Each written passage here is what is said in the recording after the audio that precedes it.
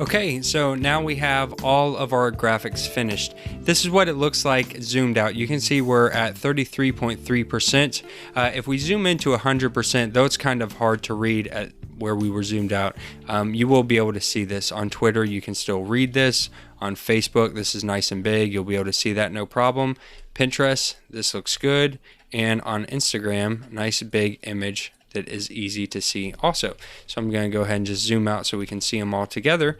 And now we're ready to go. We have these beautiful images. We have them for their individual dimensions and sizes, and we can just go ahead and export these out as images to upload to the social media platform. So go ahead and click on the Twitter or the top artboard. I reordered mine because I put this in order of Twitter, Facebook, Pinterest, and Instagram. So I just clicked on them and dragged them around and got them in the order I wanted.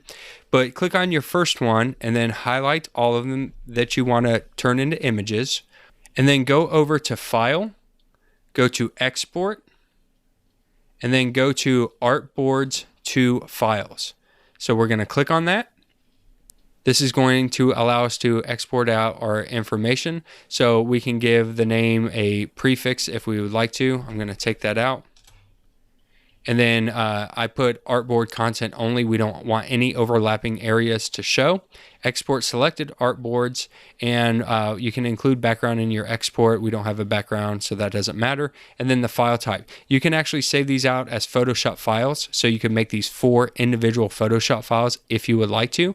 We're just going to make them JPGs, and you can do some advanced export options, but I'm not going to worry about that right now. So let's just go ahead and click the Run button, and it'll export these files out for us. When it's done, you'll see an alert that says Artboards to Files was successful. So go ahead and hit OK, and I'll go over to Windows Explorer and pull them up, and we'll take a look at them. So here I'm over in Windows Explorer, and you can see the different files here. We have Instagram.jpg, Pinterest.jpg, Facebook.jpg, and Twitter.jpg. And you can see the file sizes, very small file sizes. So the social media platforms are going to love this. 191 kilobytes, 100 kilobytes, 126, and 50. So let's go over to an image viewer and take a look and see how they look. So here we are in the viewer, and you can see this is the facebook.jpg file. Even though the file size has been compressed, it still looks really great and ready to be shared on Facebook, ready to go. Here is the instagram.jpg file. There's our original file. There is Pinterest. And there is Twitter.